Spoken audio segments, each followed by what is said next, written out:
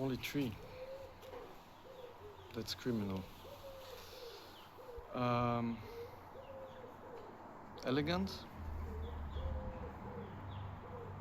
Unpredictable.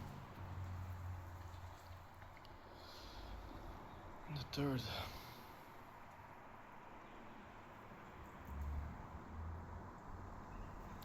Human.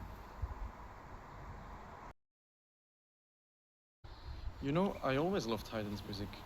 I remember as a kid I was already listening to his piano concerti or piano sonatas, which I always preferred over the ones of Mozart actually.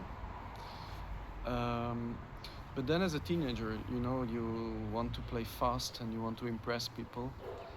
So I didn't touch Haydn's music for about 20 years maybe. And then recently I got a very complicated and a bit a dark period in my life. And it was incredible. It was as if Haydn's music was finding me rather than the opposite.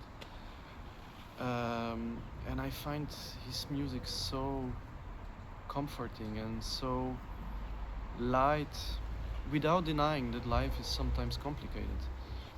But there is always some humor in his music, always some hope. So in that way, I think the album is not only a musical story, but for me, it's in a way also a way of finding myself back.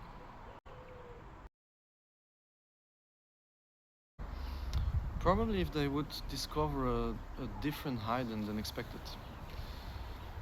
This music and these sonatas are so light and full of humor and warmth and tenderness that I would be very happy if they have the feeling that they meet a real human being when listening to the music, rather than a historical figure they know from history books.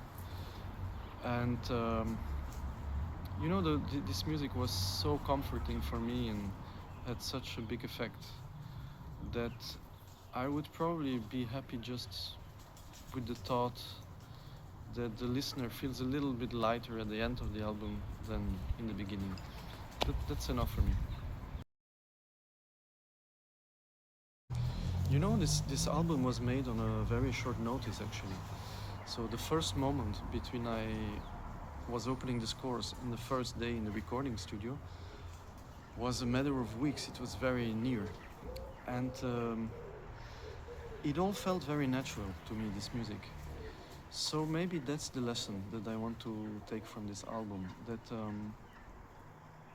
I'm too old to think for months or years to suffer what the meaning of the piece is or trying to understand the composer.